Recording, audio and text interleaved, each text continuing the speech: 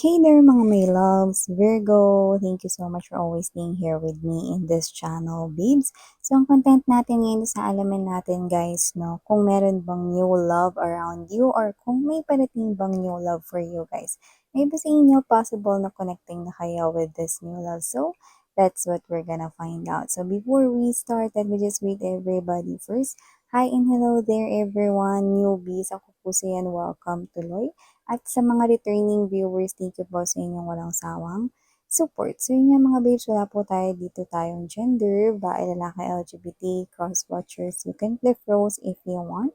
And at the end of the day, you always have your free will with you na free nyo rin gamitin anytime, anywhere. If you happen na hindi nyo pa alam na meron tayong isa pang channel, ang link po is nasa ating description box. So let's go ahead and check these messages here about your new love Virgo. So let us see.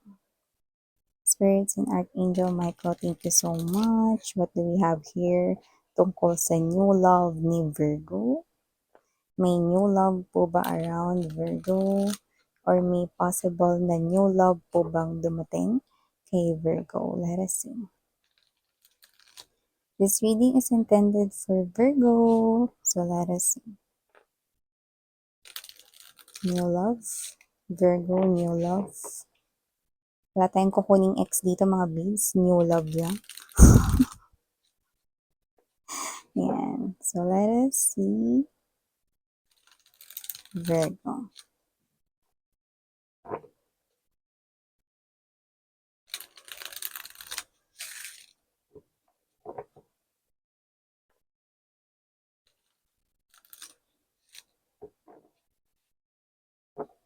Okay, let's go ahead and check these messages here for you, Virgo. But let me do the honor first ng pag-lay ng ating energy sa ating table. So, we have here for you guys, the King of Wands or the Artist of Brushes energy, the Ace of Records or the Ace of Coins energy, Lovers, Two of Mugs or the Two of Cups energy, Eight of Wands or the Eight of Brushes energy. Oh, you've got here two aces already.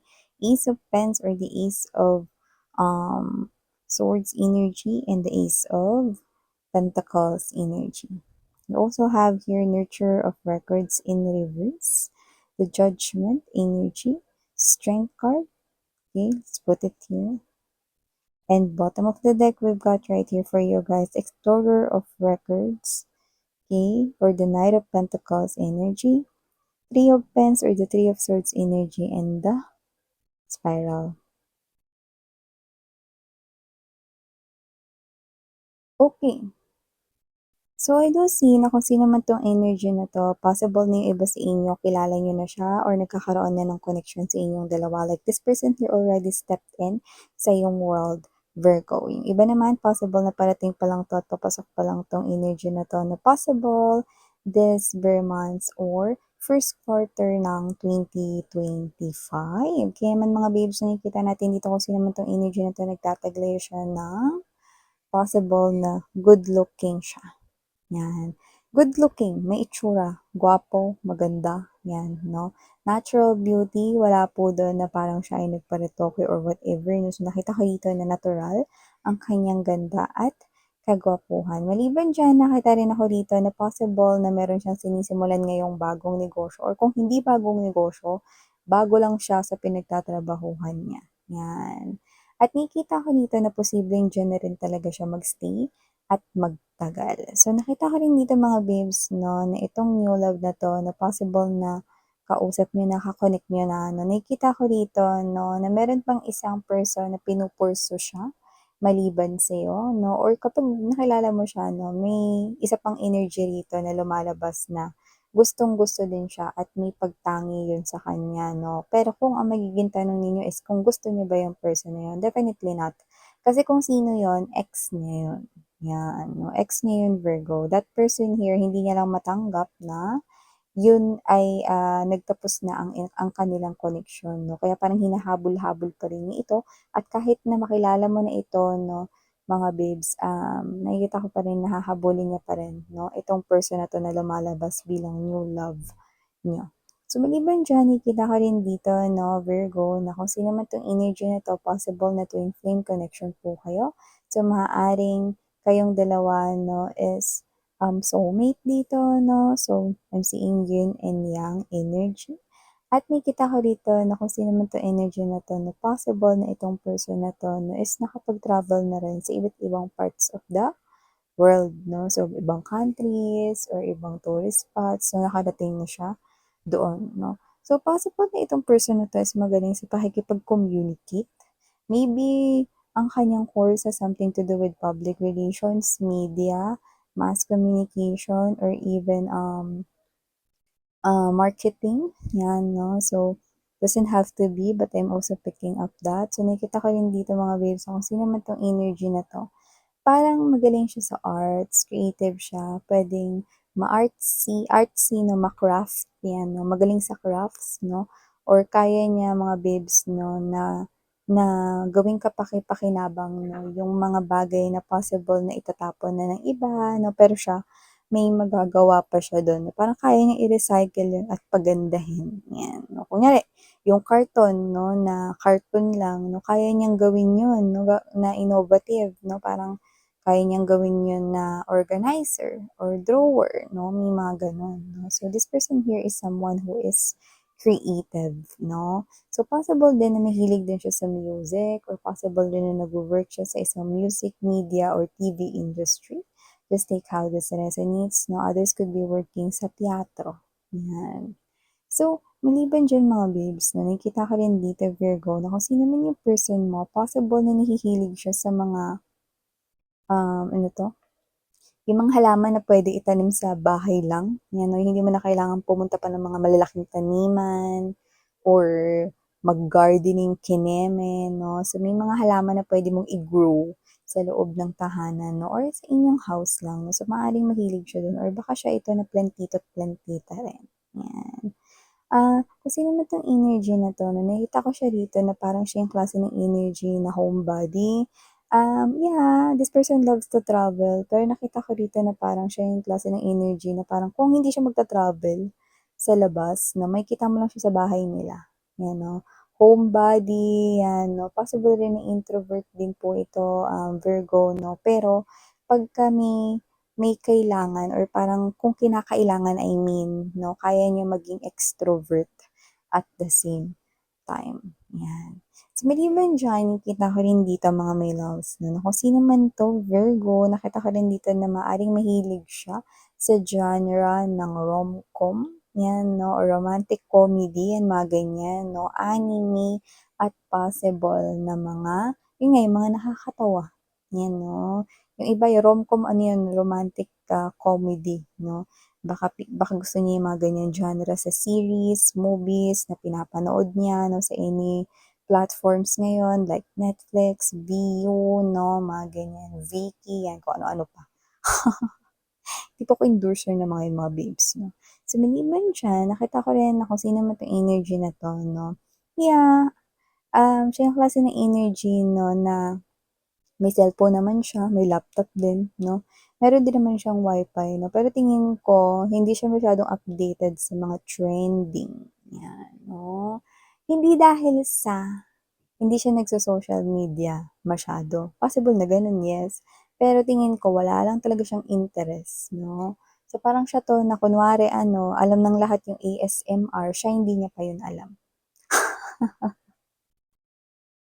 Yeah, pero yung iba sa inyo possible na mas older siya sa inyo sa age, ano. Ano yung ASMR? May mga ganyan-ganyan siya. So, possible na siya ito na parang hindi siya gano'n ka-updated sa mga trending. Kunyari 'pag nag-usap kayo 'no, alam ba yung nag-trending na ano, yung kumanta ng ganito 'no, 'yan 'no, napanood na yun ng lahat pero siya, hindi niya pa napanood. So, yun yung nakita ko dito 'no, but doesn't have to be na siya ay oldie na sa'yo ha. Just take how this resonates sa tarot, wala tayong edad, wala tayong age, 'yan 'no. So, nakikita ko that this person here is someone na kahit simple lang siyang mag-ayos 'no, maganda talaga siya, Gwapo talaga siya, yung nakikita ko dito 'no, at posibleng kung sino man siya ano, nakita ko dito na, um alam mo yung ano siya, may romantic side siya rito, 'yan 'no. Parang kung gagawa siya ng isang tula 'no, hindi ko sinabing mahilig siyang gumawa ng tula 'no. Kung gagawa siya ng isang tula, okey, parang yun ay ramdam na ramdam mo. So, ibig sabihin parang ito yung klase ng energy na siguro 'pag nag-date kayo yung tradisyonal, yung classic 'no, kagaya ng picnic or, kaya ito 'no, movie date 'no, yung sa parang car park 'no, ta's may malaking movie screen 'no, may gano'n 'no. So, nakita ko dito na parang siya 'to na instead of giving you social media messages 'no, sa Messenger chat, sa Kakao Talk, sa Instagram, direct message na Telegram, mas bibigyan ka niya rito ng love letter na sinulat niya, handwritten, 'yan.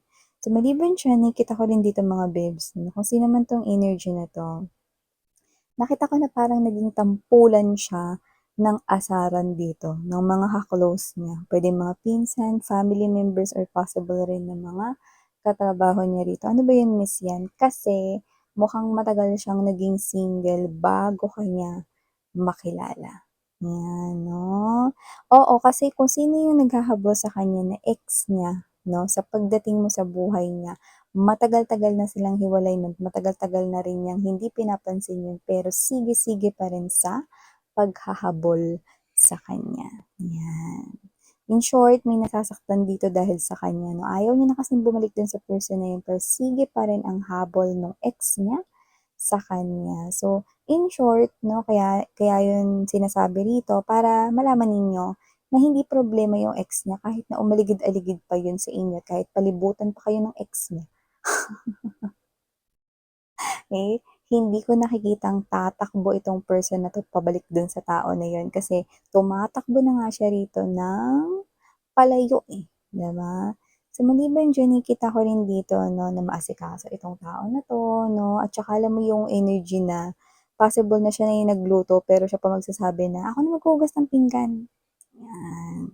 See, responsable 'no, 'yan. I'm hearing that word matipuno. So, malamang 'no, ito ay naggi-gym or nagbubuhat siya ng mga mabibigat na bagay kahit sa house 'no, kasi parang magaling siya sa mga household chores 'no. Kunwari mag-iigib ng tubig 'no, parang yung iba lumaki na lang yung muscle nila kasi, everyday nilang ginagawa 'no or madalas, 'yan 'no. So, possible na naggi-gym, possible rin na may abs 'no, taray 'no. May itsura na Papabol, Yammilicious, mga gano'n pa yung mga nakukuha natin dito 'no, so hindi hindi po sa'kin galing yun. Dito po sa reading ninyo, yun 'no. Sabihin niyo, si Miss yan grabe. Uy, yeah, conservative ako guys. Pero binagbabanggit-banggit mo yung yummy delicious na yun kasi nakikita natin dito. So, maliban diyan, Virgo, nakikita ko rin dito mga babes 'no, mapapansin ninyo nurturer of records in reverse. Yung iba sa kanila, ito hindi 'to magre-resonate sa lahat 'no. Pero yung iba sa kanila eto, mga mangilan-ngilan lang siguro, maaaring broken family itong person na 'to.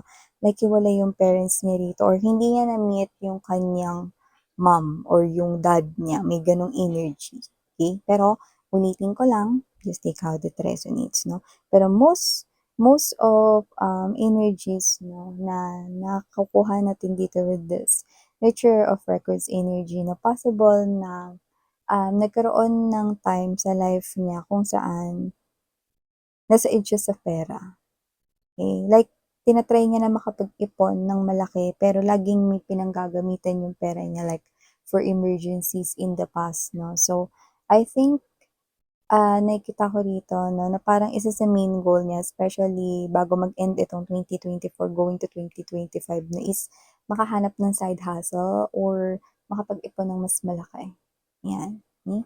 So, yun nakikita ko dito, hmm.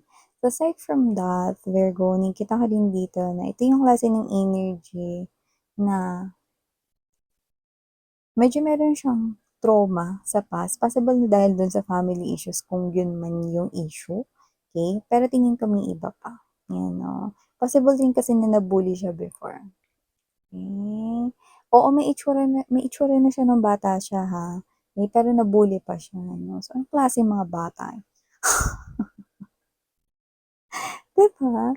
So, tingin ko mga babes 'no, sino man 'tong energy na 'to 'no, parang lumabas siya dito na parang weakling nung bata pa siya 'no, pero doesn't have to be na siya ay weakling pa rin ngayon. Ibig lang sabihin pinakita sa'tin yung kanya ritong childhood na possible na na-bully siya that time or may something traumatic na nangyari sa kanya nung siya ay bata pa. 'Yan. Importante kasi na makapag-shadow work mga babes 'no, kasi yun yung pag-fix mo ng energy mo 'no. May mga tao kasi na dahil sobrang sakit ng nangyari na yun, hindi nila nagawa na makapag-shadow work kaya they are trying to escape rather than heal it 'no. Pero I think this will be a very healing and soothing connection kapagka nakilala ka na niya 'no, kasi for some reason this person will feel familiar sa'yo at magiging komportable ang pag-o-open up niya ng feelings and emotions kasi medyo ano siya, 'no, nagke-create siya ng boundary with other people right here na not telling to them, okay, how he or she exactly feels, 'no, at lalo na yung mga pinagdaanan niya. But ikaw, you will be different because this person here can definitely tell with ease lahat ng kanya dito na pinagdadaanan at nararamdaman. So yeah, okay. For the initials, I'm picking up right here letter C, letter E, letter N, and letter T. So yeah, thank you so much Virgo for your time here, babes. And 사랑해요. Muli ako po siyan. Love and light. 안녕.